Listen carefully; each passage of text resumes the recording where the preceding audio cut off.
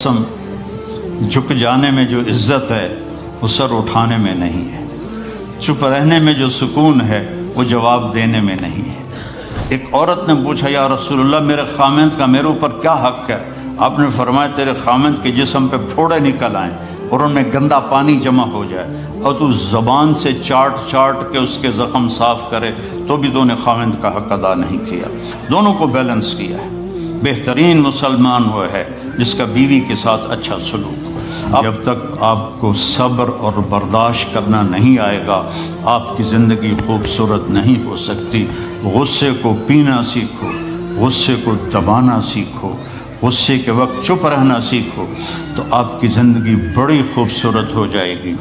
دل دریا سمندروں ڈوبے کون دلاں دیاں جانے ہو، وچے بیڑے وچے جھیڑے وچے ونج مہانے ہو۔ میرے نبی نے گھروں کو آباد کرنے کا ایک خوبصورت طریقہ بتایا کہ اس زبان پہ قابو کر لو، اس زبان پہ قابو کر لو، خاموش رہنا سیکھ لو۔ غصے کے بیوی کو غصہ چڑھ جائے تو خامند چپ کر جائے، خامند کو غصہ چڑھے تو بیوی چپ کر جائے تو آپ کا گھر خوبصورت رہے گا۔ اگر دونوں ہی آگ لگ گئی اور دونوں ہی بولنا شروع ہو گئے تو آپ بھی گئے، آپ کے بچے بھی گئے۔ اپنی زبان پہ قابو پانا سیکھو۔ ہماری ایک دھوبن تھی ماسی شریفہ، فوت ہوگی بیچاری، وہ تھی بڑی لڑاکی، چھوٹے قادی آئے تھے، چنگا شرلی پٹاخہ ہے، تو وہ آئی میری بہن کے پاس، کہتی بی بی میری نوواں میرے نال بڑا لڑدیاں، لڑتی آپ تھی، میری نوواں میرے نال بڑا لڑدیاں، میں نے کوئی تویز دے کہ ساریاں میریاں نوکر بن جانا۔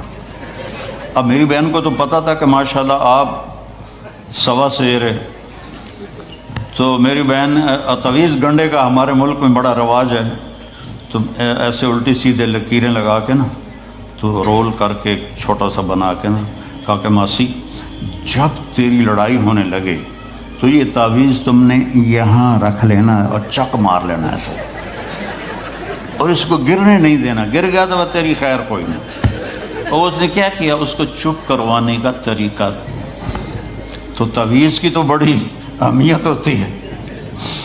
تو ایک ہفتے کے بعد آ گئی، بی بی تو بڑا چنگا تعویذ دیتا، ساری لڑائی ختم ہو گئی کیونکہ ماسی شریفہ چپ ہو گئی۔ تو یہ سب ان عورتوں کو بھی تعویذ دیتا ہوں، ماسی شریفہ والا آپ کو بھی دیتا ہوں۔ ماسی شریفہ والا تعویذ لے لو، آپ کی زندگی بڑی خوشحال ہو جائے گی۔ اللہ کی قسم، جھک جانے میں جو عزت ہے وہ سر اٹھانے میں نہیں ہے، چپ رہنے میں جو سکون ہے وہ جواب دینے میں نہیں ہے۔ آپ خاموش رہنا سیکھو، آپ اپنے بچوں کو عزت دینا سیکھو، اپنے بچوں کو ٹائم دیا کرو۔ یہاں مرد کی بھی جاب ہے، عورت کی بھی جاب ہے، تو بچے نظر انداز ہوتے ہیں، ان کو ٹائم دو۔ میرے نبی نے فرمایا اکرموا اولادکم، اپنی اولاد کو عزت دو، اور آپ نے فرمایا خیرکم خیرکم لأہلہ، سب سے بہترین مسلمان وہ ہے جو بیوی سے اچھا سلوک کرے۔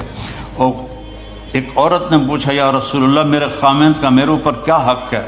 آپ نے فرمایا تیرے خامند کے جسم پہ پھوڑے نکل آئیں اور ان میں گندا پانی جمع ہو جائے اور تو زبان سے چاٹ چاٹ کے اس کے زخم صاف کرے تو بھی تو نے خامند کا حق ادا نہیں کیا۔ دونوں کو بیلنس کیا ہے۔ بہترین مسلمان وہ ہے جس کا بیوی کے ساتھ اچھا سلوک ہو۔ آپ نے 11 شادیاں کی، یہ شوق کی نہیں تھیں، یہ اللہ کے حکم کی تھیں اور ہمیں زندگی سمجھانے کے لیے تھیں کہ آپ یہاں رہو یا کہیں اور جگہ رہو، جب تک آپ کو صبر اور برداشت کرنا نہیں آئے گا آپ کی زندگی خوبصورت نہیں ہو سکتی۔ غصے کو پینا سیکھو، غصے کو دبانا سیکھو، غصے کے وقت چپ رہنا سیکھو تو آپ کی زندگی بڑی خوبصورت ہو جائے گی، بہت حسین ہو جائے گی۔ زندگی اندر ہے، باہر نہیں۔ اب رولز رائس میں چڑھ کے کوئی اچھی زندگی نہیں گزار رہا ہے، لائف تو اندر ہے۔ دل دریا سمندروں ڈوبے کون دلاں دیاں جانے ہو، وچے بیڑے وچے جھیڑے وچے ونج مہانے ہو۔ یہ اندر ہے، لائف اندر ہے۔ اور کیا لطف انجمن کا جب دل ہی بجھ گیا ہو، جب اندر بجھا ہوا ہو تو پھر باہر کی چیزیں کوئی مزہ نہیں دیتی۔ عاصم کے مرنے کے بعد ہمیں کوئی شے اچھی نہیں لگتی، حالانکہ لائف ہر نعمت موجود ہے، سب کچھ موجود ہے۔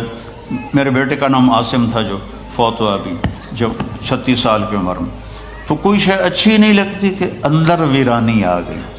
یہ اندر میں خوشحالی ہو، اس کے لیے صرف ایک ہی دوا ہے، وہ ہے محمدی بننا اور محمدی اخلاق کو اختیار کرنا، اللہ کے نبی کے طریقے پر چلتے ہوئے اپنی جان سے لڑائی لڑنا۔ ایک ہمارا دوست تھے، وہ تبلیغ میں گئے تو ان کو داڑھی رکھنے کا شوق ہو گیا، اب بیوی ان کی رکاوٹ بنے، کہ داڑھی رکھو گے تو مجھے طلاق دینی ہوگی۔